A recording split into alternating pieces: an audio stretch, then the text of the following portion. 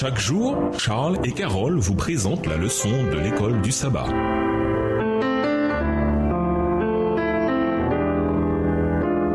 Bienvenue dans votre émission. Dieu nous parle. Nous voilà à la leçon de dimanche. La dîme est égale à un dixième. Les dictionnaires définissent la dîme comme le dixième de quelque chose ou 10%. Cette définition est probablement tirée du récit biblique. La dîme, c'est simplement rendre 10% de notre revenu à Dieu. Nous comprenons que tout ce que nous avons lui appartient en premier lieu. La législation sur la dîme donnée à Israël au mont Sinaï souligne que la dîme est sacrée et qu'elle appartient à Dieu. Voir Lévitique 27, les versets 30 et 32. Dieu ne demande que les 10% qui lui reviennent. Notre offrande de gratitude est distincte et complémentaire de la dîme. La dîme est le témoignage minimum de notre engagement chrétien. Nulle part dans la Bible, nous ne trouvons d'indication que la portion de Dieu est inférieure à un dixième. Lisons Genèse 14, versets 18 à 20 et Hébreux 7, versets 1 à 9. Que fit Abraham après sa rencontre avec Melchisédek? Qu'est-ce que cela nous apprend sur l'ancienneté de cette pratique? Genèse 14, versets 18 à 20. Melchisédek, roi de Salem, fit apporter du pain et du vin. Il était sacrificateur du Dieu Très-Haut. Il bénit Abraham et dit: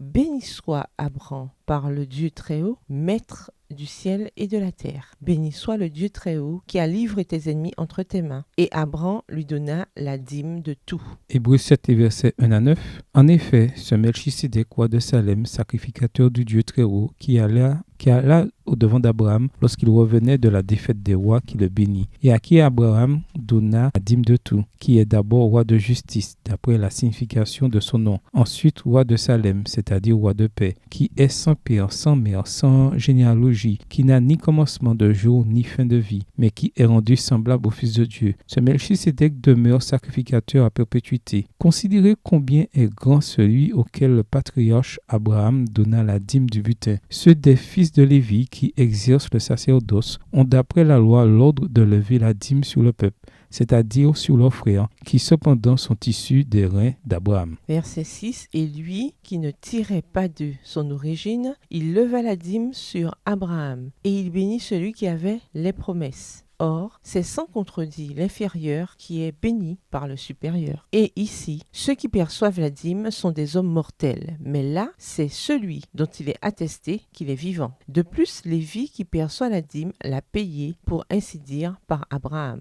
La première mention de la dîme dans la Bible se trouve dans Genèse 14, qui relate l'histoire de la rencontre entre Melchisédek et Abraham. La dernière mention de la dîme dans la Bible rappelle cette même rencontre, mais les mots dixième et dîme sont employés indifféremment. Hébreux 7, versets 1 à 9 de la version seconde 21. Remarquez que dans le récit d'Hébreux, ni Melchisédek ni Christ n'étaient de la tribu de Lévi, ce qui signifie que la pratique de la dîme précède et suit la particularité des Lévites. La pratique de la dîme n'est pas exclusivement une coutume juive et n'a pas pour origine les Hébreux au Sinaï. Lisons Genèse 28, les versets 13, 14 et 20 à 22.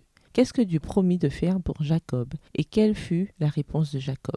Genèse 28, versets 13, 14 et 20 à 22. Et voici, l'Éternel se tenait au-dessus d'elle, et il dit: Je suis l'Éternel, le Dieu d'Abraham, ton père, et le Dieu d'Isaac. La terre sur laquelle tu es couché, je la donnerai à toi et à ta postérité. Ta postérité sera comme la poussière de la terre. Tu t'étendras à l'Occident et à l'Orient, au septentrion et au Midi, et toutes les familles de la terre seront bénies en toi et en ta postérité. Verset 20. Jacob fit un vœu en disant: Si Dieu est avec moi et me garde pendant ce voyage que je fais, s'il me donne du pain à manger et des habits pour me vêtir, et si je retourne en paix à la maison de mon père, alors l'Éternel sera mon Dieu. Cette pierre que j'ai dressée pour monument sera la maison de Dieu, et je te donnerai la dîme de tout ce que tu me donneras. Quand Jacob partit de chez lui afin de fuir la colère de son frère Ésaü, il rêva une nuit d'une échelle qui reliait la terre au ciel. Des anges y montaient et y descendaient. Et Dieu se tenait tout en haut, et il promit d'être avec Jacob et de le ramener un jour à la maison. Ce jeune homme